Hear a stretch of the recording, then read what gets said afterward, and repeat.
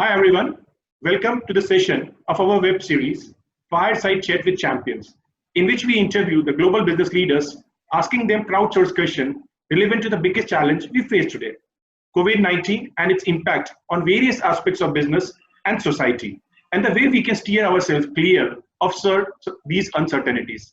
Today we have a very special guest with us, Manoj Ramnani, the founder and CEO of SalesIntel and Circleback Incorporated.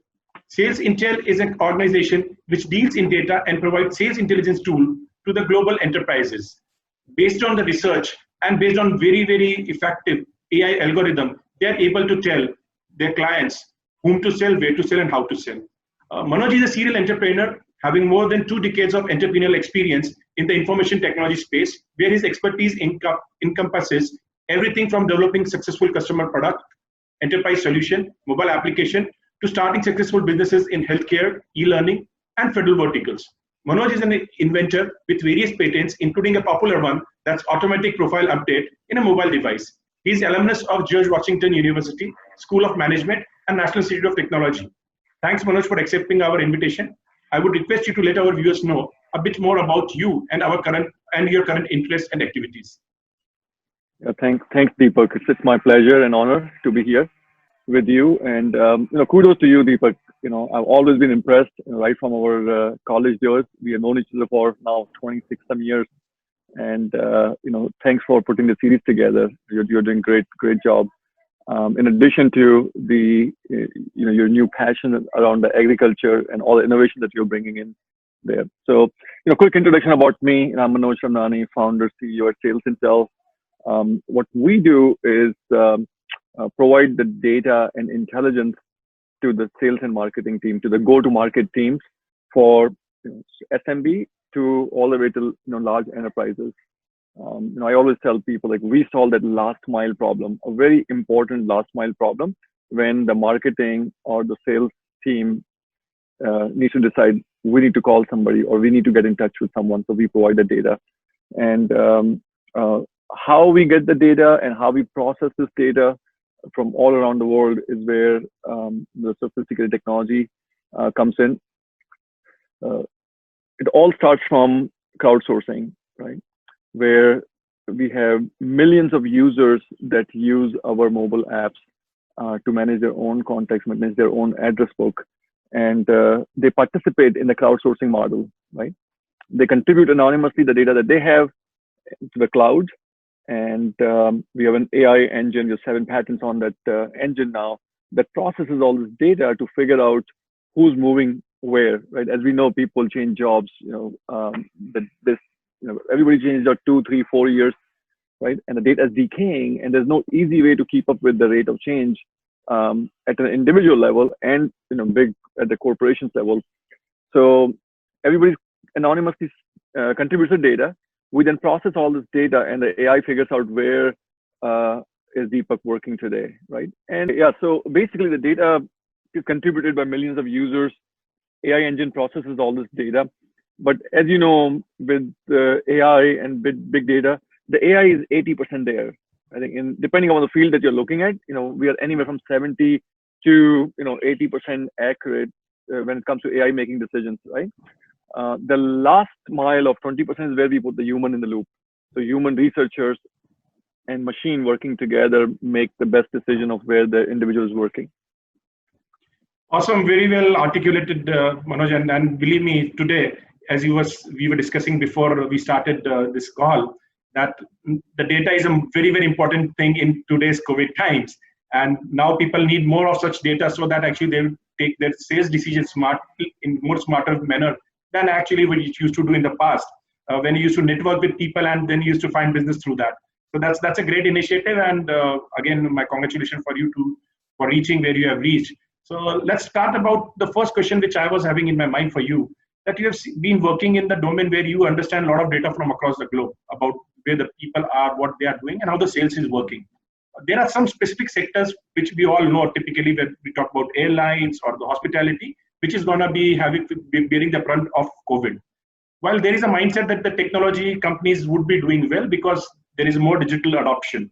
But at the same time, the IT sector is an ancillary industry which depends very heavily on the old economic companies. How in this scenario do you see the global economy and as well as the sectors being impacted by COVID? And how do you see that actually, like even the IT and digital companies would be impacted by COVID? Yeah. Great question.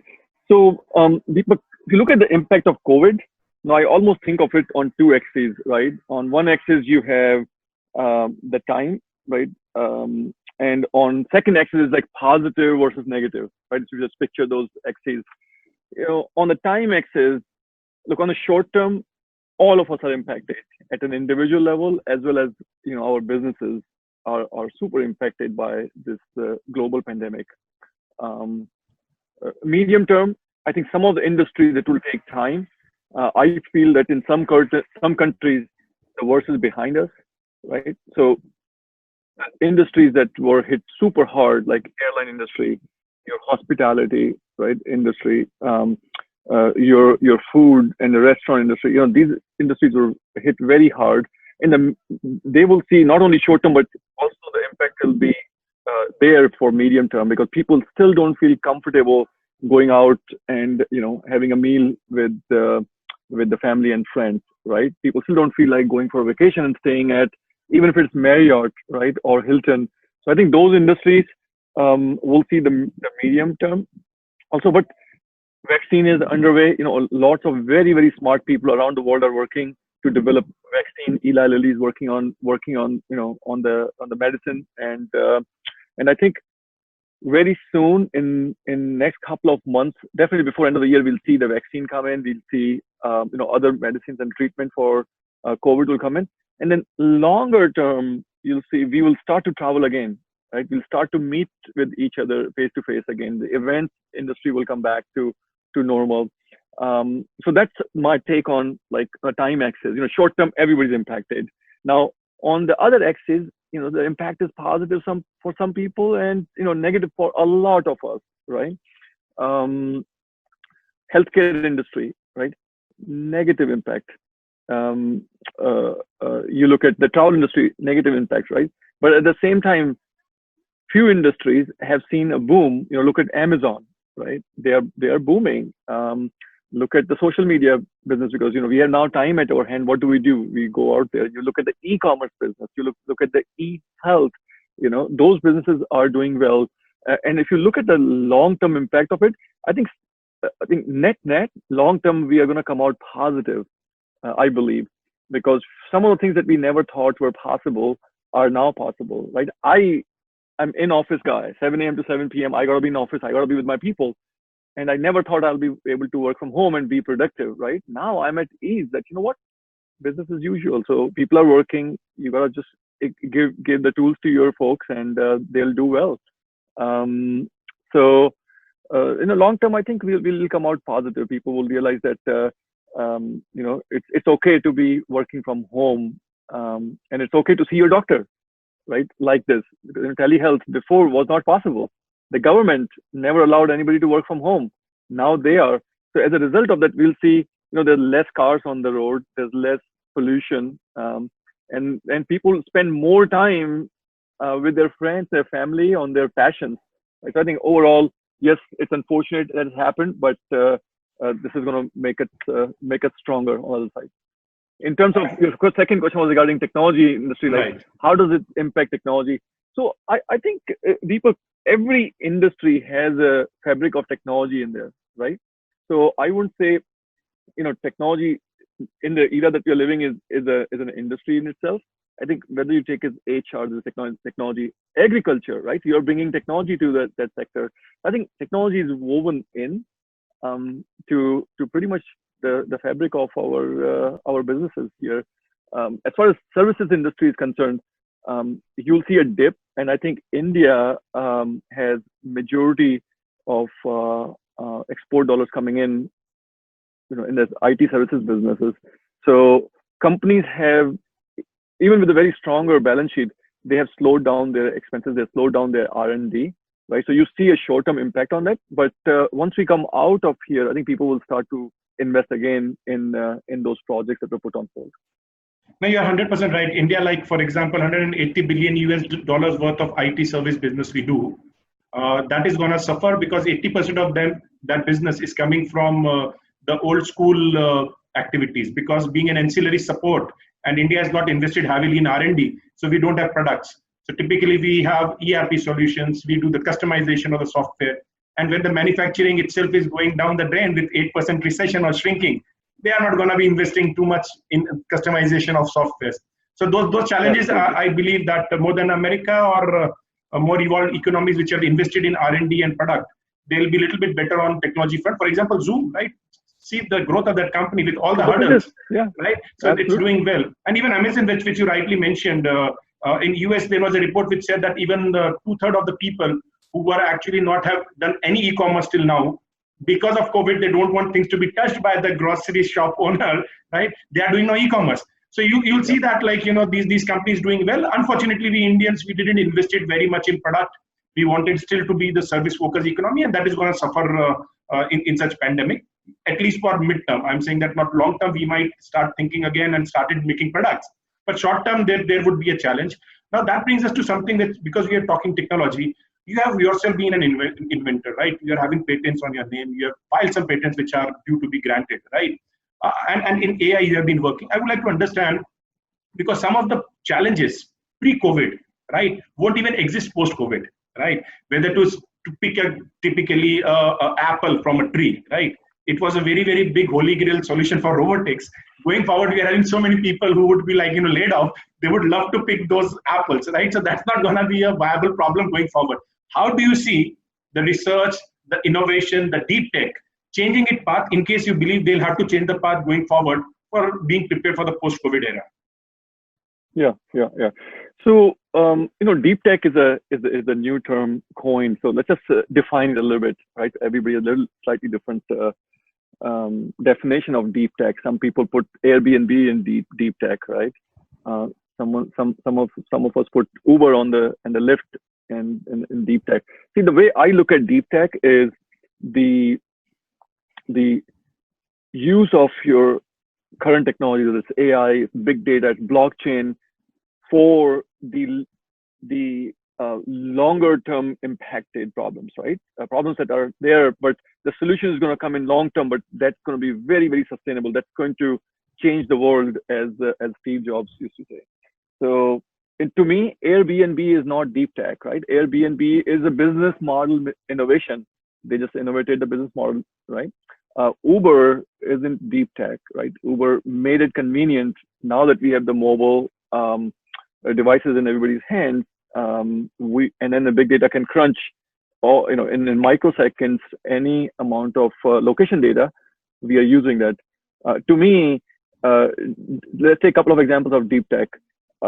We see pollution as a big challenge. We see roads are crowded, no matter you go to New York or Mumbai or Delhi or Bangalore, right, or Beijing, right, and Singapore. They're crowded roads, and pollution is increasing. So I know lots of entrepreneurs are working on technologies that will help us in those problems, solving those particular problems, right? There's a group working on electric aircraft, right, that can vertically take off. That to me is deep tech, because the impact of that is going to be, on your pollution, on your, traffic, road congestion, and everything else. Similarly, a friend of mine here, he's working on cybersecurity, right, where it is fascinating, how he has taken the parallel from human, your body, like the human immune system, how our immune system fights against the threats that come to us, and then over a period of time, it develops the immunity, like COVID. There's a group of scientists who are saying, let the kids go to school, let them develop the immunity against this disease, because the death rate is like less than 1%, worldwide. So don't come in panic, let the kids go, let them develop immunity, and over a period of time, they'll be stronger kids. So this buddy of mine, he's working on the cyber defense technology where he has been inspired by the human immune system, and now he's developing AI and big data based system that will help the big corporations fight against the cybersecurity risks that we are facing today, right? So I think once we are defined, now that we are defined, okay, what is deep tech? Now look at the short term. The people are in a panic mode right now. They're not investing. In order for deep tech projects to be successful, you need two things. You need entrepreneurs who have the longer term view of life. They're not looking for making $1 tomorrow, right? And then on the other side, you need investors who are willing to invest in that long term vision, right? As long as these two side of this equation exist, I think we will see it. We see entrepreneurs getting panicked because of the obvious reasons. We also see investors in the short term, are not opening up their wallets to investments that going to yield longer term results, right? But I think eventually, as we come, get past beyond this phase, both investors and entrepreneurs, they're going to come together again. The research the pace of research that has slowed down in last call it 4 months or so, and investment dollars that have slowed down into this technology, they're going to start to come back in. Right? No, perfectly, very well articulated. In fact, you are right that investment as well as the right sort of entrepreneurs both need to be there, because the gestation period of a deep tech to become a commercial viable and successful is 9 years. So you need to have entrepreneurs who have those vision that I'll stick around for 9 years without knowing whether it is going to be successful or not. At the same time, average typical investment in a startup, which is not a deep tech, is 2.8 or 2.9 million dollars. It goes to 28 million dollars when it comes to deep tech. So you need deep pocket, and you need lungs which are having capability of serving without oxygen for long. So yeah, 100% right in that. In fact, I was reading one of the patents when I was researching to talk to you, right? You are the first patent which you got about updation of the profiles on the different mobile application.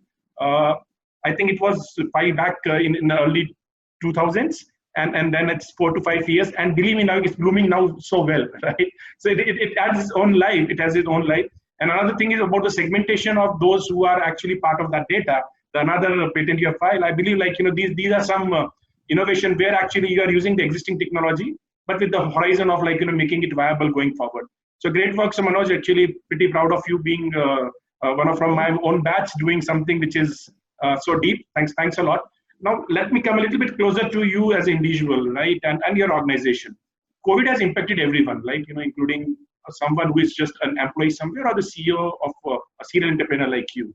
I would like to understand from you that, how you have taken COVID, how you have gone through this pain, how you have realigned or repivoted yourself and your organization, so that the other CXOs which are watching this typical discussion, they would understand that what they themselves also can learn from and do to have more resilience when this whole thing, it tapers down, or when we have a world without COVID in future. Yeah, no, great question. When we went through making the decision as to, guys, look, the world is going through a pandemic, we got to do something. And we decided to close the office on late February. We were one of the very first companies to say, you know what, let's just safety first for our team, right? That was the first principle for us. You have life, you can make money, you can do whatever you want, right? So the three things that I told my team, I was like, number one thing is stay focused, guys. There's a lot of noise. You pick up a paper, there's noise. You pick up, turn on the channel, there's so much of noise, and there's so much of uncertainty. And there are very few things you can do to control, right? You can't control a whole lot. So the one thing that you can do to control is stay at home. That's what we are asking you, stay at home. So first thing I told them, stay focused, guys. You can't control too many things. Control what you can control and minimize the risk, right? The second thing, stay focused and work hard. These are the times where your colleagues are expecting more of you, right? Your management is expecting more of you. Your customers who still have the businesses are expecting more of you, right? Everybody's going through challenging times. So put 10% more than you usually put. And the third is, have a long-term view in life. Like eventually we are going to come out of it, right? Short term, we are all in this together. If it's freezing outside, it's freezing for everybody, right? Not only for us. So those are my views on how we kind of pivoted. We have been blessed, Deepak, that we have a livelihood in our business. certain segments need more data now because the events are not happening, right? The trade shows are not happening where people used to meet. The meetings are not happening. So we've been blessed that we have business. Some of the larger deals have slowed down because companies are not making those decisions to make the investment. But we've been in the blessed category to have a business that is running, and also blessed a team that has been super supportive and understanding. That's great. Now, Manoj, let's talk a little bit about your journey. Like, someone who from India moved to US, did your post-graduation there, started working in the federal area where actually you were working in organization, or own that organization which was serving the government, and typically IT service business, which typically most of Indian we start with, right? With our mindset that let's deal with easiest thing to do, right? Yeah, right. And then getting into something which were, I'll say that, more difficult, coming from your own challenges, because I can still recall the story you told me that you were in a plane and you actually, the Dubs lab, you created something on the back of a, I think, napkin, if I'm not wrong. Napkin, and, right. Yeah, you drew it, and in the morning you came back, and then you got your team and started going. So that was something which, you put your own saving also, because I think initially the investment were not coming, then it came. So you struggle. So, and believe me, the beauty is that actually that was also the part of recession, if I'm not wrong, 2008. Right? Yeah. Good companies have started in recession. My last two companies started in recession. Right. So I would like you to share your experience and your silver bullets to those entrepreneurs who have just started and they are in the same situation like you, that you start something and then there is a recession, right? Which we will see in next few months, that recession is gonna be there, right? Whether it would be for 6 months or a year, it depends on when you get that the medicine or the vaccination coming out. So share your perspective that how to go through the tough times and still come out of it as a successful entrepreneur like you. So just share that view for our startup founders. Yeah, no, it's still work in progress, very much work in progress. So I told you my two companies started in recession. When I started Strategic, which is a services company, we graduated in '98, and then I came here into US after working for a year and a half. After 2001, I started services company. That's the easiest thing to start, right? You're a software developer. If you can sell, you can start a services company. And we started, providing services to the government and the commercial organization. And the dot-com hit, right? The dot-com crash, it came in, and it was nerve-wracking, right? I'll be honest. And the second time when we started Dub, 2007 November, and 2008 we had the financial, crisis. The whole market just melted down. But a couple of things that kept us going. Number one is you got to have confidence in yourself and your team, right? Because business is about team, right? So have confidence in your team. And second thing is work ethics. I've always told people, no matter how smart you are, you still have to pay your dues, right? Elon Musk is the smartest guy of our era. The guy still has to put 15-16 hours of work, right, to make sure the things are moving in the right direction. And the last thing is a long-term view in life. These recessions, if you look at the broader timeline, the economy has seen ups and downs. You see that, and ultimately, things are always going in the northeast direction, right? All charts eventually go in the northeast direction. So if you have long-term view of life, you make decisions accordingly, right? You treat your people, you treat your customers, you make the decisions in the product innovation, long-term investments, right, to strengthen your business. A lot of very, very good and successful companies have come out of recession because this is the time when people actually work hard. They try to solve these problems. There's less noise available. There's less dollars available for investment. Therefore, you try to do more with less, and you come up with the innovative ways to do things, right? So those are some of the lessons learned. I don't know if I quite have the silver bullet for success. There is none, but those will be the things. Think long term, work hard, have confidence, and trust in your team that things are going to work out. That's great. Actually, I'll put it that they were golden bullet. In fact, not even silver bullet. Very simple to adopt, but at the same time, that needs a clarity in the mind of the founder himself, that they need to do it, right? Talk about work ethic. That's very, very important. That CEO doesn't mean that actually you just instruct people and you don't have to work hard. So we can see that Manoj still works pretty hard, as he was saying, that 7 guy in the office, now working virtually. And also, Manoj, I would like to, unfortunately, I'm getting into your private life. You are an avid reader. You're an avid reader. So I would like you to share the last book you have read. And maybe, I think you've gone through 2 or 3 chapters of that book. I would like to share, you to share what those couple of points you, as a summary of the book you are currently reading. Yeah. I love to read. Don't get enough time, but I love to read. So I picked up this book called Radical Candor, right? And I'm now 3 chapters into it, and hopefully a couple hours today on Sunday I'll read. But it's very fascinating how the writer puts it. In order for you to be successful in the organization or even your personal life, right? You have to be radically candor, right? So she draws this on x-axis, your personal relationship with the person. And second is how direct you are, right? Most of the organizations fail because of communication, right? I've failed so many times in my life, and I go back and say, you know what, I wasn't clear. And the thing that strikes me in this particular book is you can't be direct and be respected unless you develop that personal relationship with an individual, with that person, right? So you care personally for the person, so that on the other side, when the person knows that they are safe, if they feel safe in your organization or in your relationship, then you can be direct, and they will take it with that spirit in which you are delivering the directness, and has much more impact. And other thing that I like in this book is that they talk about your rock stars and your superstars, right? In any company, you have your rock stars. These are the people who are hardcore, passionate problem solvers, right? They can be in your company for 5 years. They're not looking for a bigger title. They just want to solve the problems, like your engineers, your data scientists, your AI experts.